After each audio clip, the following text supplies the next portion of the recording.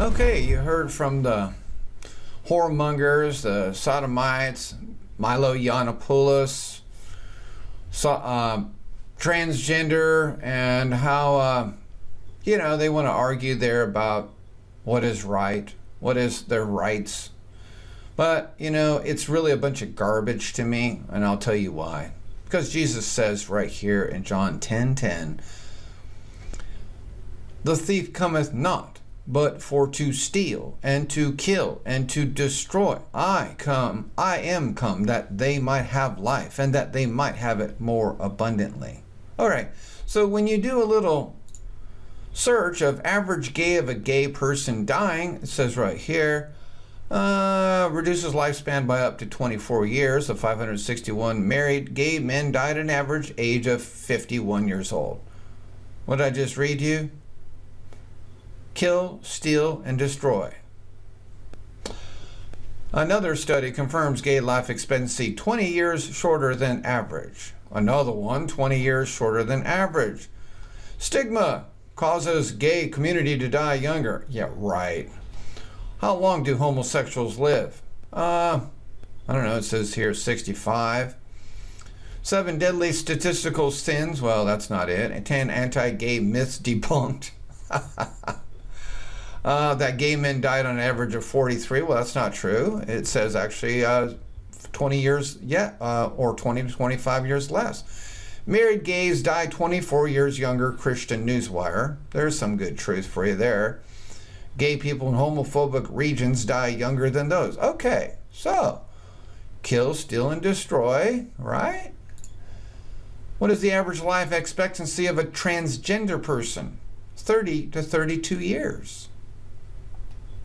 Even more so. Confused about your gender? Well, and what does God say about those who defile themselves?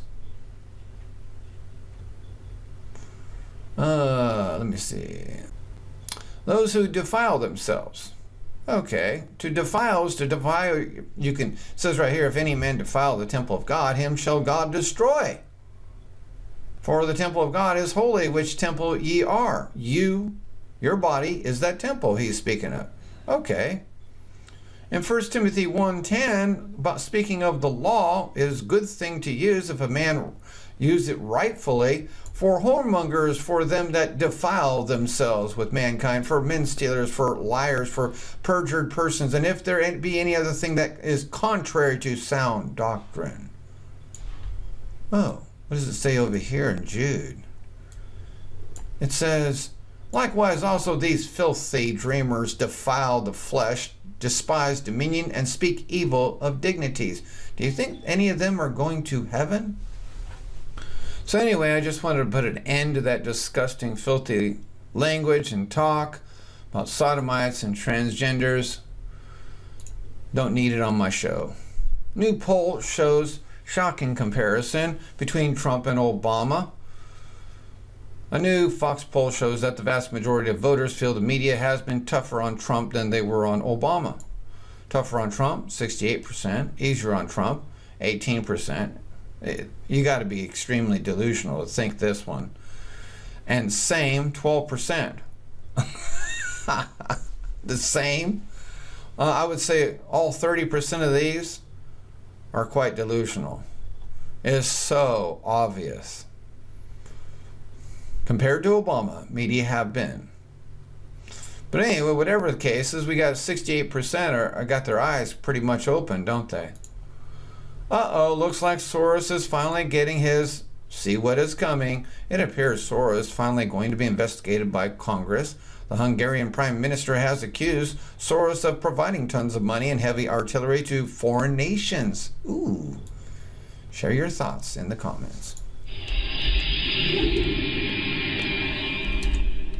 I Hi, I'm Julie Banderas, and you're in the Strategy Room. Congressional members from both the House and the Senate are inquiring about possible meddling by George Soros in foreign affairs, specifically in Macedonia. Republican leaders are responding to reports the billionaire mega donor to liberal causes is trying to pull influence in the Balkan states by bolstering left-wing groups. Here to discuss are the former Deputy National Finance Director of the DNC, David Mercer, and former Deputy Assistant to President George W. Bush, Brad Blakeman. Thank you, gentlemen, for talking to me today. Brad, let me start with you. The reports allege that Soros' Open Society Foundation was selected to implement U.S. foreign aid. So how did someone as controversial as George Soros get this position in the first place? Well, that's a good question, and that's why Congress has to look into it. Hopefully it will be bipartisan. Look, this guy is a spider with lots of webs. He controls numerous outside groups, third-party groups, where he uses his influence. We've seen it internally with Black Lives Matter. We've seen it with the demonstrations that have taken place just after the inaugural. This is what he does. The troubling thing now is he's exporting that and trying to influence foreign policy by meddling in third-party groups which he finances. So this is something I believe, if David will agree with me, that no American should be able to do that and subvert our national foreign policy. Well, let's ask David, because it does beg the question, should partisan groups like this be handling foreign aid?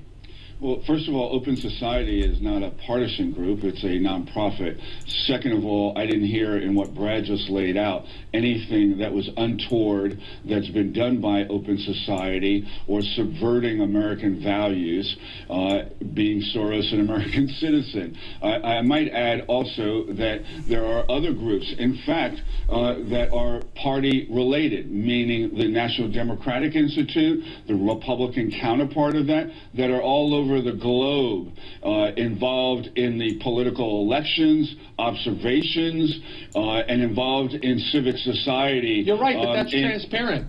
That's the difference. And so too is Open Society and transparent. What isn't transparent, since you brought up the word, is the tax returns of our good friend, the President of the United States, being Donald Trump. We might want to spend time in looking into what conflicts of interest exist in this administration, and also this is the same thing the libs always do, huh? It's always a distraction from the subject, and let's point it at the guy who has nothing wrong with them. The bankruptcies and the last payment that he had to make because he... Can you tell me how his past bankruptcies has anything to do with the way he governs this country right now in the last month? Can anyone? No. Distractions. Defrauded university students at Trump University. David, he won. Those are things Elections that we should be looking into. He's not the the good works of the Open Society that George Soros puts forth. Brad, do you see any of what David's saying as far? No, you're perfect for the what goes on in the streets with your protests. You're just like them. Ignore the reality, focus on a distraction, and keep talking when spoken to. As far as transparency, if we're talking about George Soros, who donates a lot of money, and he's a billionaire, and he donates money to liberal causes, a president who also is extremely wealthy, who never did actually disclose his taxes, and there were questions on whether or not he paid them. So whether he's been elected or not still doesn't necessarily make that go away. There is no law saying that the president has to disclose his taxes. Get over it, all three of you. I believe a lot of Americans still want to know if he is by the book when it comes to all that money. Well, he wasn't required under any law or They've done it over the last 50 years. Every president has done it after the... Did you hear what he said? He chops over him. There is no law requiring him to do it. So he brings up this, well, every president's done the last 50 years. So what? Last 50 years. Tradition, as a lawyer, I will tell you, tradition means nothing. It's the requirement of the law that means everything. And by the way, the jury, the American people, took that into account when they elected him. So he is the president.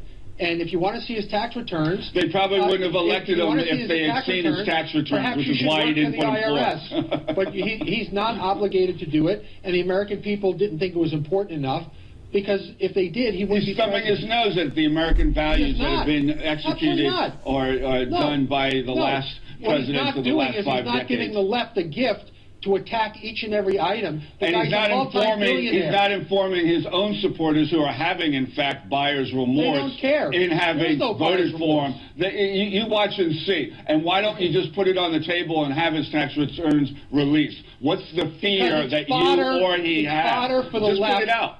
It's not fodder for the left. Every other president I don't know about the buyer's since remorse Nixon just yet. has been able to put their You already said that, fool. How many times are you going to say it? tax returns forward and win elections. This president did it without putting forth, through transparency, That's all the time we've got. So therefore, the president is illegal and needs to be impeached, according to you, ignorant. Returns. All right, thank you, gentlemen. We appreciate you coming on. David and Brad, for Would you stop bringing this stay right fool here on? FoxNews.com. I'm Julie Banderas. Thanks for watching. You know, the thing I can't understand about Fox News, they always bring these libitards on there that you can't even have a decent and, you know, discussion. There's just no sense. It's like, if you're going to have a show, let's have some common sense. A reasonable discussion, slightly different opinions, but not a bunch of nonsense. That's one thing I don't like about Fox News. Anyway, that'll be all for this report, and thank you for listening.